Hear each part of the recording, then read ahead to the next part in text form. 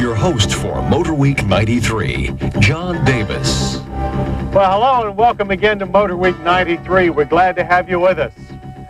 Of all the benefits that cars offer us, convenience has to top the list. Being able to go where we want, when we want, is a luxury that simply wasn't available before the automobile.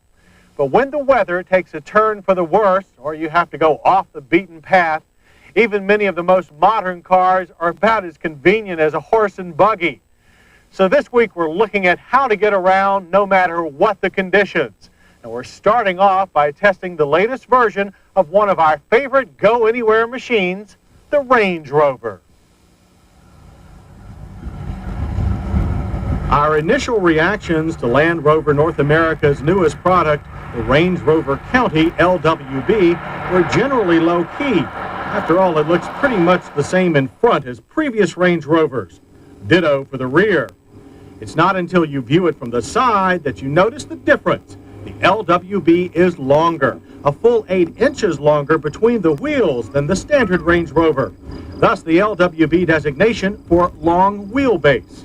And it rides on a completely new electronically controlled air spring suspension. The computerized suspension offers the driver 5 different ride heights. These range from an ultra-low access mode, which drops the vehicle to ease entry for passengers and luggage, to an extended profile mode that, if the vehicle becomes grounded, automatically raises it almost 3 inches above its already tall off-road settings. A new traction control system is also part of the LWB package. It uses the vehicle's anti-lock braking system to limit power delivery to slipping wheels. Regular MotorWeek viewers will recall that our first introduction to this long wheelbase Range Rover came at its official press intro in Morocco. The wide range of driving surfaces available in that West African nation allowed us to quickly put Land Rover's claims of improved ride and off-road performance to the test.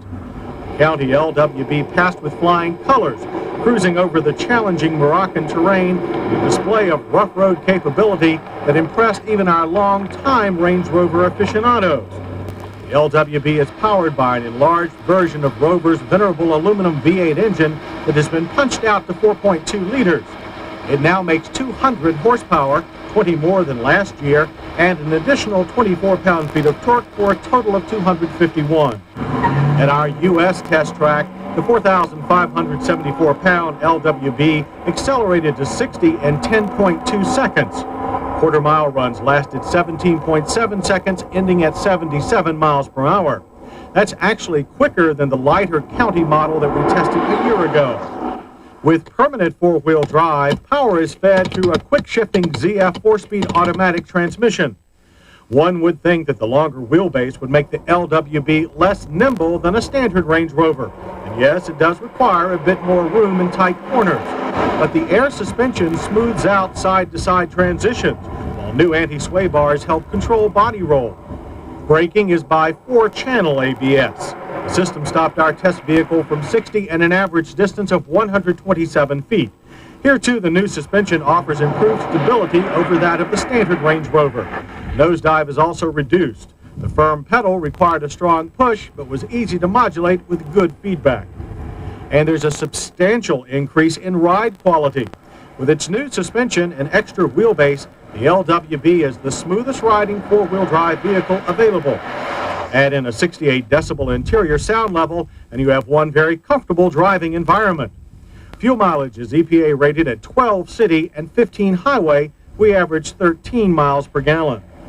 But while ride, handling, and power are all improved, it is the LWB's 7-inch increase in rear legroom that will draw most buyers to its corner. The LWB's limo-sized passenger space makes the already comfortable standard Range Rover seem like a compact car.